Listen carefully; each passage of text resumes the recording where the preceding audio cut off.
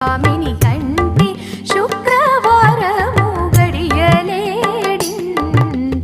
అంటియల మేల్మంగ అండనుండే స్వామిని కంటి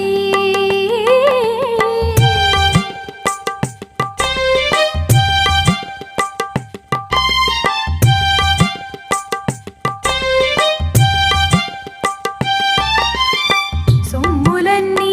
కడబెట్టి సొంపుతో గోణము గట్టి కమ్మని కదంబము కప్పు పన్నీరు